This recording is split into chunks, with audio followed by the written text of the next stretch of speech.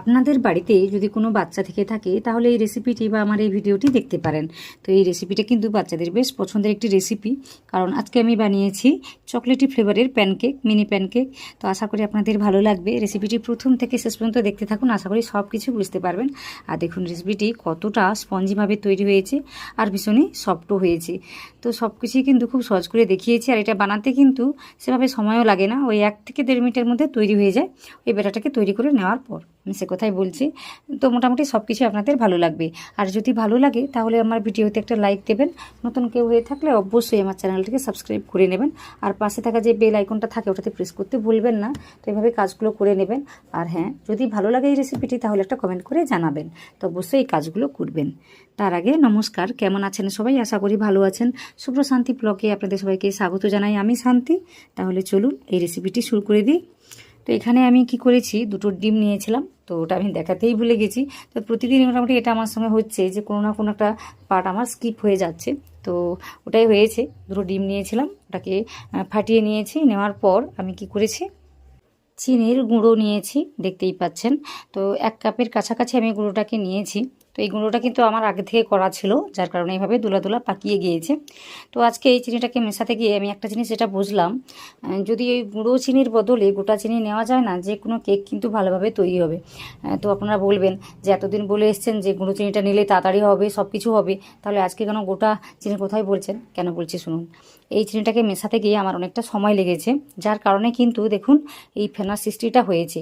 আমরা কি করি, গুঁড়ো চিনিটা নিয়ে নিই, খুব সহজে মিশে যায় 1 মিনিটের মধ্যেই বা 2 মিনিটের মধ্যেই, তাতেই কিন্তু কাজটা হয়ে যায়। আমরা আর এক্সট্রা করে কাজটা করি না। এতে করে দেখুন আমি কতক্ষণ ধরে ফেটিয়েছি, যার কারণে কিন্তু খুব সুন্দরভাবে ফেনাটা তৈরি হয়েছে। এইভাবে তৈরি হলে কিন্তু কেকগুলো খুব ভালোভাবে তৈরি হয়েছে, যে কোনো কেকই। এই জন্য বলছিলাম গোটা চিনি নিলেই বোধহয় বেশি ভালো হয়। তো এখানে কি করেছি, আমি একটু পরিমাণ মতো লবণ দিয়েছি। দেখুন এটা দিতে চাইলে দেবেন, না চাইলে না দেবেন। তার আগে আমি দিয়েছি ওই 3 চামচের মতো সাদা তেল। তো তেলটা অবশ্যই দিতে হবে, তাতে করে কিন্তু কেকগুলো শুকনো শুকনো খেতে লাগে না, আর দেখতেও বেশ চকচকে হয়। তো অবশ্যই দিতে হয়, বেশ সফটভাবেও তৈরি হয়। তো চিনি দিয়েছি, আর তেল দিয়েছি, আর লবণটাকে দিয়েছি, দিয়ে ভালোভাবে মিশিয়ে নিয়েছি। মিশিয়ে নেওয়ার পর এখানে আমি 1 কাপের মতো ময়দা নিয়েছি, দেখতেই পাচ্ছেন। তো ওর সাথে আমি দিয়ে দিচ্ছি 1 চামচের মতো বেকিং পাউডার। 1 চামচের মতোই নিয়েছি আমি, 1 কাপ ময়দা নিয়েছি, তার জন্য 1 চামচ বেকিং পাউডার নিয়েছি। আর এখানে ওই চামচেরই 3 ভাগের 1 ভাগ নিয়েছি বেকিং সোডা। তো এটা দিয়ে ভালোভাবে সব কিছুকে ছেঁকে নিচ্ছি, কারণ আমার সব কিছুই প্রায় শেষ হয়ে যাচ্ছিলো, ওই যে বেকিং সোডা বা পাউডার যা কিছু। তো এগুলো কিন্তু কোথাও না কোথাও গিয়ে একটু দুলা পাকিয়ে গিয়েছে, সেই জন্য সব কিছুকে ভালোভাবে আমি ছেঁকে নিচ্ছি।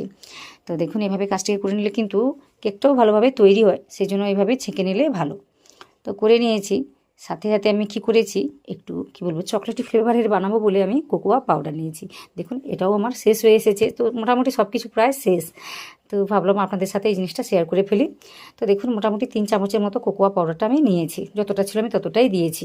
তো দেওয়ার পর আমি সব কিছুকে ভালোভাবে মিশিয়ে নেব। কিন্তু তার আগে কী মেশাবো বলুন তো, এখানে ওই ভ্যানিলা এসেন্স, এটা দিলে কিন্তু কোনো রকম ডিমের গন্ধ কিন্তু এই কেকের মধ্যে থাকবে না। তো এইভাবে কিন্তু কাজটাকে করে নিতে হবে, বা একটু লেবুর রসও দেওয়া যায়। তো এখানে আমার এসেন্সটা ছিল, আমি তাই দিয়েছি। দিয়ে সব কিছুকে ভালোভাবে মিশিয়ে নিচ্ছি। আর কিভাবে মেশাচ্ছি সেটা দেখুন, আমি একদিকে ঘুরিয়ে ঘুরিয়ে মেশাচ্ছি, কারণ এই সময় কিন্তু বেকিং সোডা পাউডার সব কিছু আমার দেওয়া আছে। তো ওনাদিকে ঘোরালে কিন্তু কেকটা ভালোভাবে নাও ফুলতে পারে, বা কেকটা ভালোভাবে নাও তৈরি হতে পারে। তো ওটা ভেবেই মোটামুটি একই দিকে আমি ঘুরিয়ে নিচ্ছি। আর ঘোরাতে ঘোরাতে বোঝা যাচ্ছে যে জিনিসটা অনেকটা ঠিক হয়ে রয়েছে ব্যাটারটা। তো ওটা কিন্তু অতটা ঠিক হলে হবে না, আমি একটু পাতলা করে তৈরি করে নেব। তো সে কারণে আমি 2 চামচের মতো একটু দুধ দিয়েছি, বা একটু বেশি, তো যতটা লাগবে ততটাই দিতে হবে। যদি ব্যাটারটা এভাবে ঘন হয়ে যায় তখন এইভাবে দুধ মিশিয়ে সব ঠিকঠাক করে নিতে হবে। আর যদি খুব পাতলা হয়ে যায় তখন একটু ময়দা বা কোকোয়া পাউডার বা একটু দুধ পাউডার মিশিয়ে দিলেই কিন্তু সব কিছু ঠিকঠাক হয়ে যাবে। তো এইভাবে কাজটিকে করে নেওয়া যায়। তো দেখতেই পাচ্ছেন একই দিকে ঘুরিয়ে ঘুরিয়ে আমি কাজটিকে করে নিয়েছি। আর কতটা চকচকে দেখতে লাগছে দেখুন, তো খুব সুন্দর দেখতে লাগছে। তো এই জন্যই তেলটাকে দেওয়া, আর বেশ সফটভাবেও তৈরি হয়। তো আপনারা একটা জিনিস নিশ্চয়ই লক্ষ্য করেছেন, আমি কিন্তু যখন এই ভ্যানিলা এসেন্স দিচ্ছিলাম তখন কিন্তু ওটাও প্রায় শেষ হয়ে যাচ্ছিল। তো মোটামুটি সব কিছুই প্রায় আমার শেষ, আবার নতুন করে সব কিছু কিনতে হবে। তাছাড়া আমি সব কিছু ছোটো ছোটো পাউচ বা কী বলবো ছোটো ছোটো পাত্র দেখেই কিনি, কারণ ওগুলো কী হয় অল্প দিন চলে, কিন্তু ওইগুলো কী বলবো ডেট আর সেভাবে ফেল হয়ে যায় না, অনেকদিন রেখে দিতে হয় না। আর কেক বানানোর যে কোনো সামগ্রী কিন্তু কী বলবো সদ্যের হলে ভালো, বা কী বলবো ডেটটা যেন ঠিকঠাক থাকে ওটা দেখে নিতে হবে। তো ওটা কিন্তু ডেটটাকে দেখেই নিতে হবে, পেরিয়ে গেলে কিন্তু হবে না। কাজটা করতে যাতে আমার সুবিধা হয় সেই জন্য আমি কি করেছি, এখানে একটা প্যাকেট নিয়েছি, দেখতেই পাচ্ছেন ওই যে একটা আটার প্যাকেট নিয়েছি, এটা বেশ মজবুতও আছে এই পেপারটা। তো ওটা দিয়ে আমি কি করেছি, বেটাটাকে উপর থেকে ঢেলে দিয়েছি, দেখতেই পাচ্ছেন। তো এখানেও একটা আমার কি বলবো স্কিপ হয়েছে একটা পার্ট। তো এটাকে যেভাবে আমি কেটেছি, যেখানে কেটেছি সেটা আপনাদের আমি দেখাতে পারিনি। তো এইভাবে আমার কাজটা হয়েছে। তো মোটামুটি অল্প করে কাটতে হবে, মুখটাকে সরু করেই কাটতে হবে, না হলে এবার একটা ভীষণ পাতলা আছে তো ওই পরে কিন্তু কাজটা করতে অসুবিধা হতে পারে। তো প্রথমে সরু করে কাটবেন, আর যদি তখন কাজটা পরে যদি করতে অসুবিধা হয় তখন আবার একটু কি বলবো বড় করে কেটে ফেলবেন। তো আমি প্রথমে ছোটো করে কেটেছি, দেখি কেমন কাজটা করে। তো দেখলাম যে ঠিকঠাক রয়েছে, সেভাবে আমার অসুবিধা কিছুই হচ্ছে না। তো এদিকে প্যানটাকে ভালোভাবে গরম করে নিয়েছি, আর 1 চামচেরও একটু কম আমি তেল দিয়েছি। ওই একবারই যা তেলটাকে দিতে হবে, আর কিন্তু তেল দিতেই হবে না।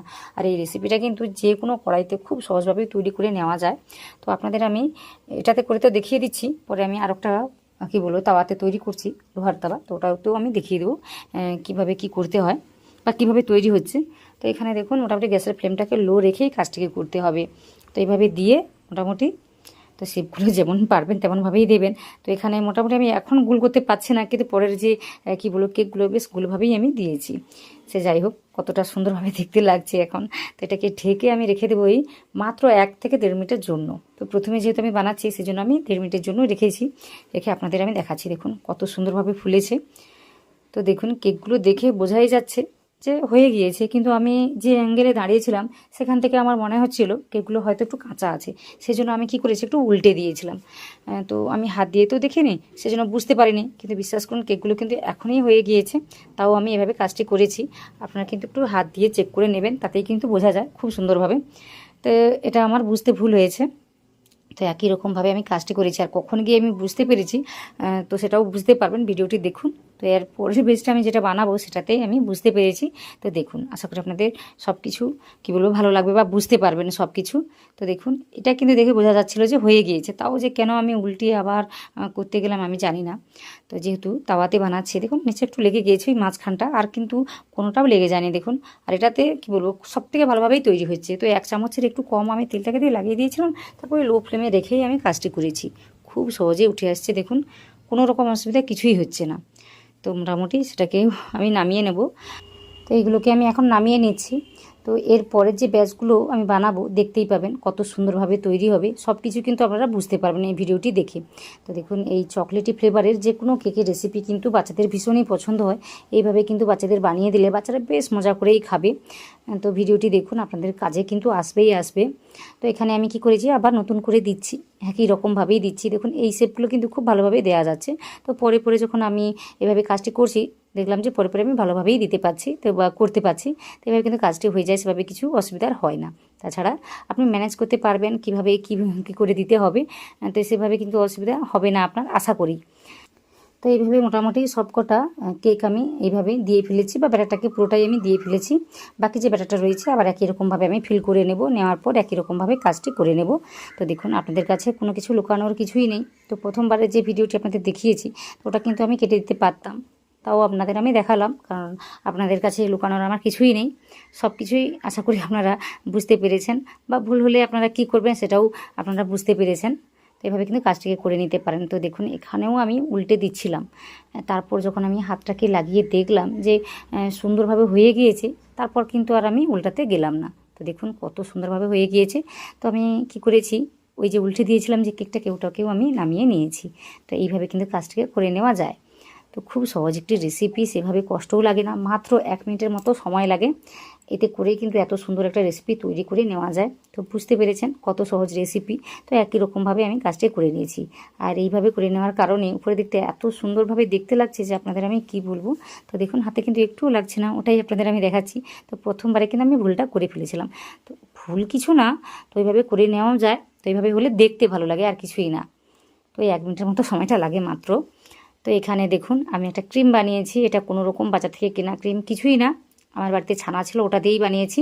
এই রেসিপিটা দেখতে চাইলে কিন্তু আমাকে কমেন্ট করে জানাতে পারেন, এটা আপনাদের আমি দেখাতে পারিনি, কিন্তু এই রেসিপিটা ভীষণই কাজের একটি রেসিপি। আমরা যেখানে থাকি ওখানে কিন্তু ক্রিম বা এই ধরনের কিছু পাওয়া যায় না, তো আমি একটা বুদ্ধি খাটিয়ে মোটামুটি এই ক্রিমটি বানিয়েছি। এটা কিন্তু বাচ্চাদের বেশ ভালো লাগবে আর হেলদিও বটে। তো রেসিপিটি বা এই ভিডিওটি দেখতে চাইলে, এই যে ক্রিম বানানোর ভিডিও, তাহলে আমাকে কমেন্ট করবেন, আমি আপনাদের বলে দেবো কী করতে হবে। দেখতেই পাচ্ছেন কতটা সুন্দরভাবে স্প্রেড হচ্ছে, আর কোনো কারণে কিন্তু গলে যাওয়ার কিছুই ভয় থাকবে না। তো খুব সহজ একটি রেসিপি বলতে পারেন। তো এখানে দেখুন মোটামুটি ক্রিমটাকে লাগিয়ে দিয়ে আমি এভাবে আরেকটা কেক দিয়ে এভাবে ঢেকে দিয়েছি। মোটামুটি দেখতে কিন্তু দারুণ হয়েছে, আর বাচ্চারা কিন্তু ক্রিম দিয়ে যে কোনো রেসিপি খেতে ভীষণই পছন্দ করে। তাছাড়া এইভাবে একটা চকলেটি ফ্লেভারের কেক রয়েছে, বাচ্চারা কিন্তু ভীষণই মজা করে খাবে। তো আশা করি আপনাদের সব কিছুই ভালো লাগছে। যদি ভালো লাগে তো অবশ্যই একটা কমেন্ট করে জানাবেন। আর হ্যাঁ, এই যে ক্রিমের যে ভিডিওটি বা রেসিপিটি যদি দেখতে চান তাহলে কিন্তু কমেন্ট করে জানাবেন, আমি পরের ভিডিওতে বা অন্য কোনো ভিডিওতে আমি এনে দেখিয়ে দেবো।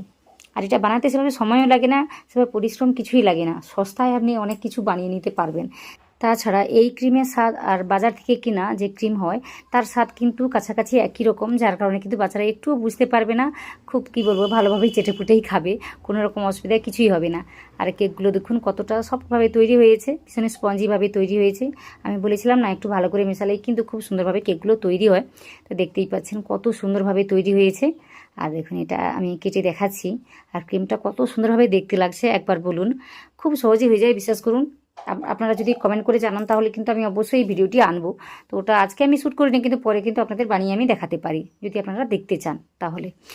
তো আশা করি আজকে রেসিপিটি আপনাদের ভালো লেগেছে বা সহজ মনে হয়েছে। যদি ভালো লাগে তাহলে আমার ভিডিওতে একটা লাইক দেবেন, নতুন কেউ হয়ে থাকলে অবশ্যই আমার চ্যানেলটিকে সাবস্ক্রাইব করে নেবেন। তো এইভাবে আমাকে সাপোর্ট করবেন, আর যদি ভালো লাগে সেটা কমেন্ট করে জানাবেন, অবশ্যই কমেন্ট করবেন।